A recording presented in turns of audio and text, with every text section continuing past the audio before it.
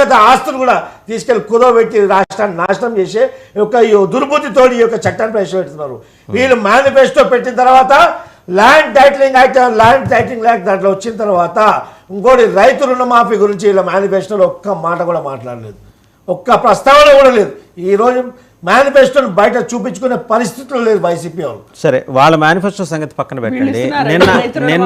నిన్న ప్రధానమంత్రి ప్రస్తావన చేసిన దాంట్లో మీ మేనిఫెస్టో అంటే జనసేన తెలుగుదేశం కలిసి ఒక నిమిషం అండి, జనసేన తెలుగుదేశం కలిసి సూపర్ సిక్స్ 2.0 ఏవో పెట్టారు కదా, వాటి గురించి ఒక్క మాట కూడా ప్రధానమంత్రి ఎక్కడ ప్రస్తావన చేయలేదే. అంటే దాంట్లో మానిటరీ ఇంప్లికేషన్స్ ఉన్నాయి కాబట్టి 1,70,000 కోట్లు పర్ యానం అవుతుంది కాబట్టి అది ఎక్కడ ప్రస్తావన చేస్తే బూమ్రాంగ్ అవుతుందనే ఉద్దేశంతో మీ నాయకులు వెళ్ళి వేడుకున్నారట కదా ఆయన్ని, దయచేసి మీరు టచ్ చేయమాకండి, మా హెడేక్ మేము పడతామని. నిజమేనా? ఇప్పుడు వర్ధన్ గారు రాష్ట్రానికి సంబంధించినటువంటి మేనిఫెస్టోలో జనసేన తెలుగుదేశం పార్టీ కలిసి ఇచ్చింది.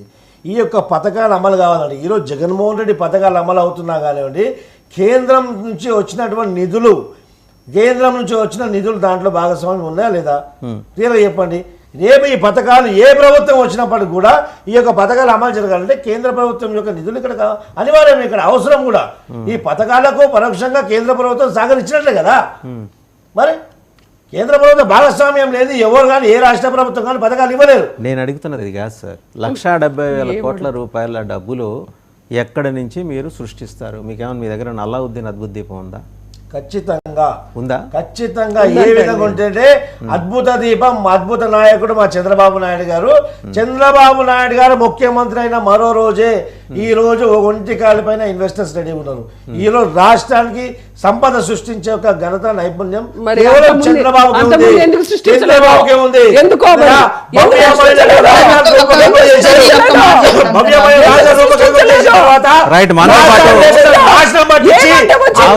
పరిపాలించి ఒక పరిపాలిస్తుడు కాబట్టి